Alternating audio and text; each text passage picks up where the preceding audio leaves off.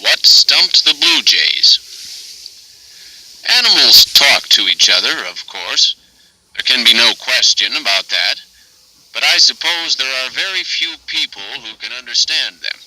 I never knew but one man who could. I knew he could, however, because he told me so himself.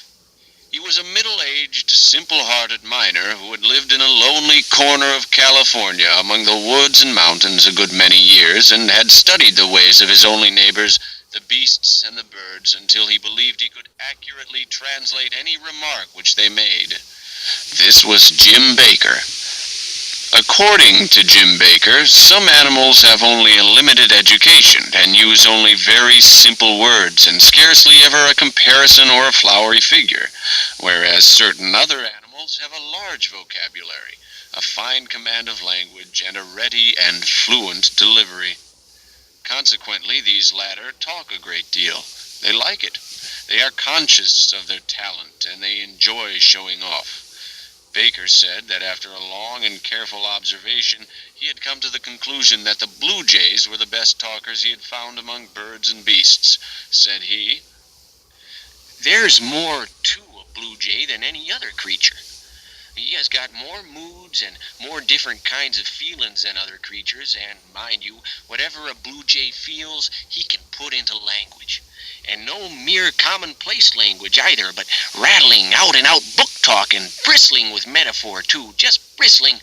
And as for command of language, why, you never see a blue jay get stuck for a word. No man ever did. They just boil out of him. And another thing, I've noticed a good deal, and there's no bird or cow or anything that uses as good grammar as a blue jay. You may say a cat uses good grammar. Well, a cat does, but you let a cat get excited once, you let a cat get to pulling fur with another cat on a shed nights, and you'll hear grammar that will give you the lockjaw. Ignorant people think it's the noise which fighting cats make that is so aggravating, but it ain't so. It's the sickening grammar they use. Now, I've never heard a jay use bad grammar, but very seldom, and when they do, they are as ashamed as a human. They shut right down and leave. You may call a jay a bird. Well, so he is, in a measure, because he's got feathers on him and don't belong to no church, perhaps, but otherwise he's just as much a human as you be. And I'll tell you for why. A jay's gifts and instincts and feelings and interests cover the whole ground. A jay hasn't got any more principle than a congressman. A jay will lie, a jay will steal, a jay will deceive, a jay will betray, and 4 times out of 5 a jay will go back on his solemnest promise. The sacredness of an obligation is a thing which you can't cram into no blue jay's head. Now, on top of all this, there's another thing.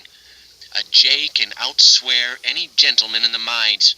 You think a cat can swear? Well, a cat can, but you give a blue jay a subject that calls for his reserved powers, and where is your cat? Don't talk to me.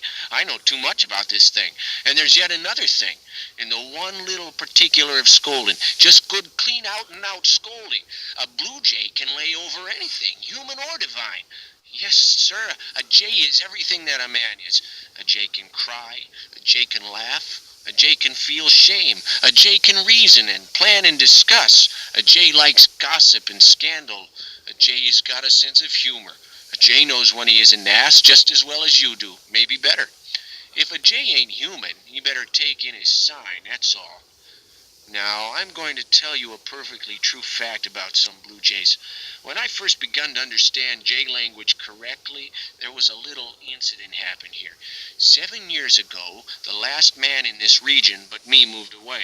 There stands his house, been empty ever since. A log house with a plank roof. Just one big empty room, and no more. And no ceiling, nothing between the rafters and the floor.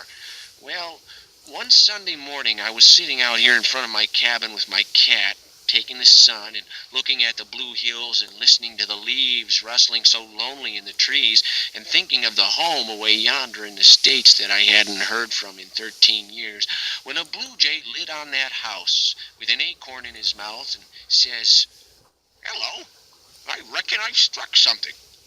When he spoke, the acorn dropped out of his mouth and rolled down the roof, of course, but he didn't care. His mind was all on the thing he had struck. It was a knothole in the roof. He cocked his head to one side, shut one eye, and put the other one to the hole, like a possum looking down a jug. Then he glanced up with his bright eyes, gave a wink or two with his wings, which signifies gratification, you understand, and says, "It looks like a hole. It's located like a hole. Blamed if I don't believe it is a hole." Then he cocked his head down and took another look. He glances up perfectly joyful this time, winks his wings and his tail both, and says, "Oh no, this ain't no fat thing, I reckon. If I ain't in luck, why, it's a perfectly elegant hole." So he flew down and got that acorn and fetched it up and dropped it in, and was just tilting his head back with the heavenliest smile on his face, when all of a sudden he was paralyzed into a listening attitude, and that smile faded gradually out of his countenance like breath off an eraser, and the queerest look of surprise took its place. Then he says, "Why, I didn't hear it fall." He cocked his eye at the hole again and took a long look, raised up and shook his head, stepped around to the other side of the hole and took another look from that side, shook his head again. He studied a while, then he just went into the details, walked around and round the hole and spied into it from every point of the compass. No use. He took a thinking attitude on the comb of the roof and scratched the back of his head with his right foot a minute, and finally says, "Well, it's too many for me, that's certain. Must be a mighty long hole. However, I ain't got no time to fool around here. I gotta tend to business. I reckon it's all right. Chance it anyway." So he flew off and fetched another acorn and dropped it in and tried to flirt his eye to the hole quick enough to see what become of it, but he was too late. He held his eye there as much as a minute, then he raised up and sighed and says, "Confound it, I don't seem to understand this thing no way. However, I'll tackle her again." He fetched another acorn and done his level best to see what become of it, but he couldn't. He says, "Well, I never struck no such hole as this before. I'm of the opinion it's a totally new kind of hole." Then he began to get mad. He held in for a spell, walking up and down the comb of the roof and shaking his head and muttering to himself, but his feelings got the upper hand of him presently, and he broke loose and cussed himself black in the face. I never see a bird take on so about such a little thing. When he got through, he walks to the hole and looks in again for half a minute. Then he says, "Well, you're a long hole, and a deep hole, and a mighty singular hole altogether, but I've started in to fill you, and I'm darned if I don't fill you if it takes 100 years. And with that, away he went. You never see a bird work so since you was born. He laid into his work like a slave, and the way he hove acorns into that hole for about 2 hours and a half was one of the most exciting and astonishing spectacles I ever struck. He never stopped to take a look anymore. He just hove 'em in and went for more. Well, at last he could hardly flop his wings, he was so tuckered out. He comes a drooping down once more, sweating like an ice pitcher, drops his acorn in and says, "Now I guess I've got the bulge on you by this time." So he bent down for a look. If you'll believe me, when his head came up again, he was just pale with rage. He says, "I've shoveled acorns enough in there to keep the family 30 years, and if I can see a sign of one of 'em, I wish I may land in a museum with a belly full of sawdust in 2 minutes." He just had strength enough to crawl up onto the comb and lean his back against the chimney, and then he collected his impressions and begun to free his mind.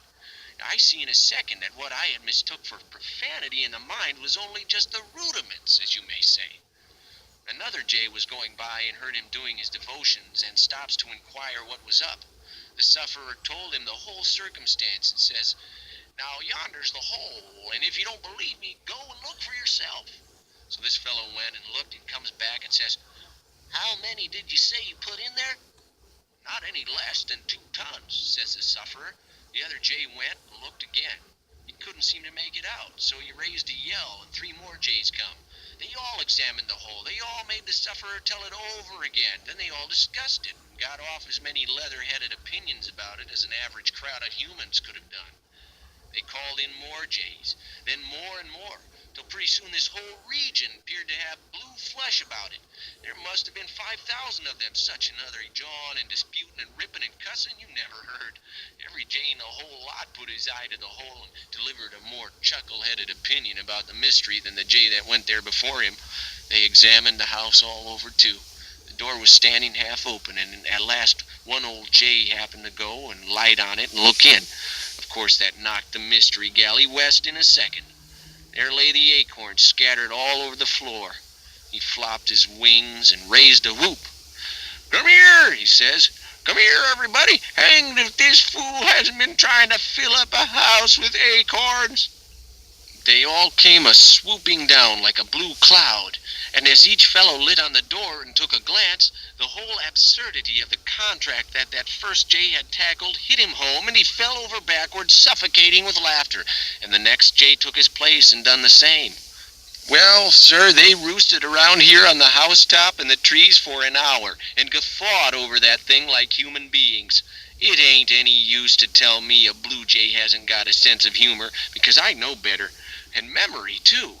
They brought jays here from all over the United States to look down that hole every summer for 3 years. Other birds, too. And they could all see the point, except an owl that come from Nova Scotia to visit the Yosemite, and he took this thing in on his way back. He said he couldn't see anything funny in it. But then he was a good deal disappointed about Yosemite, too.